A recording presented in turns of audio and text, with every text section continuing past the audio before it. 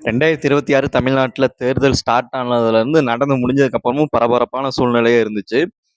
எப்படி வந்து முதல்வர் ஆகுறது அப்படின்னு சொல்லிட்டு, முதல்வர் பக்கமும் வந்து மிக ஸ்ட்ராங்கான இழுபறியா இருந்துச்சு. சட்டமன்றத்துல கூட வந்து முதல்வர் இருக்கிற பக்கத்துல திரும்பி பார்க்காத உதயநிதி, முதல்வர் விஜய் அவர்கள் வீட்டுக்கு வந்ததுக்கு அப்புறம் அவருக்கு வந்து கை கொடுத்து புன்னகை முகத்தோட வரவேற்றிருக்காரு. இதெல்லாம் வந்து ஒரு நெகிழ்ச்சியான நிகழ்வு தான். அடுத்தடுத்து வந்து ஒரே நாள்ல வந்து பார்த்தோம் அப்படின்னா, வைகோவையும் சந்திச்சிருக்காரு. அண்ணன் சீமான் அவர்களையும் சந்திச்சிருக்காரு. அன்புமணி அவர்களையும் சந்திச்சிருக்காரு. அடுத்து வந்து பார்த்தோம் அப்படின்னா, டெல்லி பயணம் வேற இருக்கு. டெல்லிக்கு போயிட்டு மக்களவை எதிர்க்கட்சி ராகுல் காந்தி அவர்களையும், சோனியா காந்தி அவர்களையும், பிரதமர் மோடி அவர்களையும், அமித்ஷா அவர்களையும் முதல்வர் விஜய் அவர்கள் சந்திக்க உள்ளதா தகவல் வந்திருக்கு. Z+ பாதுகாப்பு. நம்ம முதல்வர் விஜய் அவர்களுக்கு Z+ பாதுகாப்பு வந்து சென்ட்ரல் கவர்மெண்ட் வந்து குடுத்துருக்காங்க. இது ரொம்பவே வந்து ஒரு சந்தோஷமான நிகழ்வா தான் இருக்கு. முதல்வர் ஆயிட்டோம், ஜெயிச்சுட்டோம் அப்படிங்கிற ஒரு இது எதுவுமே இல்ல. எல்லாருமே வந்து ஜெயிச்சுட்டோம் அப்படின்னா வந்து முதல்வர் ஆயிட்டாங்க அப்படின்னா ஒரு என்ன சொல்றது? ஒரு அதுக்கு எப்படி சொல்றதுன்னு தெரியலையே. எப்படி சொன்னா உங்களுக்கு கரெக்ட்டா இருக்கும்? எப்படி சொன்னா நீங்க புரிஞ்சுக்குவீங்க அப்படின்னு சொல்லிட்டு தெரியல.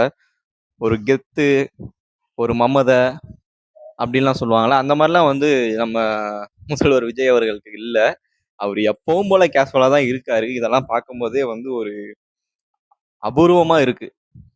வைகோ அவர்கள் வீட்டுக்கு போயி, வைகோ முன்னாடியே வைகோ வீட்ல வேலை செய்ற பெண்கள் வந்து முதல்வர் விஜய் அவர்கள பார்த்த அந்த சந்தோஷத்துல, அவர் கால்ல விழுந்த அந்த செகண்ட் இருக்குல்ல, ஒரு நிமிஷம் வைகோ அவர்களே மிரண்டு போய் நின்னு பார்த்துருக்காரு. என்னடா இப்படி அப்படிங்கிற மாரி, அந்த அளவுக்கு வந்து வைகோ முன்னாடியே வந்து விஜய் அவர்கள ரசிச்சு, கையில சொடக்கு போடுறது, அதெல்லாம் சொடக்கெடுக்கிறது, அவர வாழ்த்துறது, இதெல்லாம் பார்க்கும்போது வைகோ அவர்களுக்கு ரொம்ப மிரண்டு போய் நின்னு பார்க்குற மாரி இருக்கு. என்னடா இந்த அளவுக்கு நம்ம வீட்ல இருந்திருக்காங்களே அப்படிங்கிறது அப்பதான் அவருக்கே தெரியுது. அந்த மாரி ஒண்ணு நடந்திருக்கு.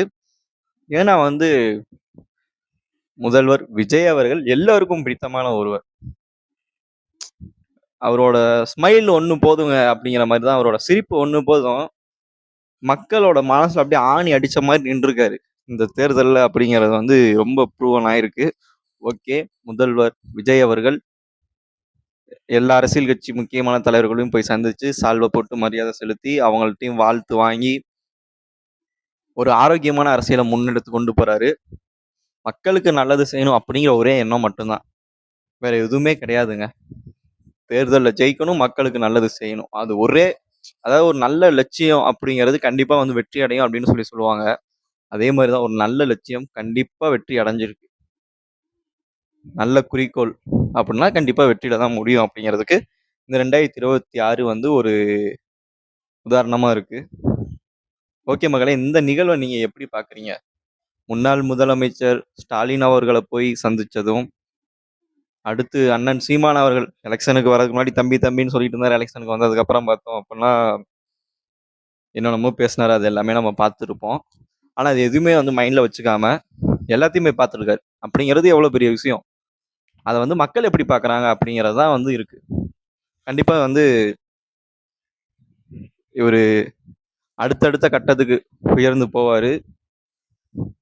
கண்டிப்பா உயர்ந்து போகணும். இவரோட உள்ளம் எந்த அளவுக்கு உயர்ந்திருக்கோ, அந்த அளவுக்கு அவரும் உயர்ந்து போக வேண்டும். வாழ்க தளபதி! வளர்க தளபதி! வாழ்க முதல்வர்! வளர்க முதல்வர்! முதல்வரின் புகழ் வாழ்க! நன்றி, வணக்கம்.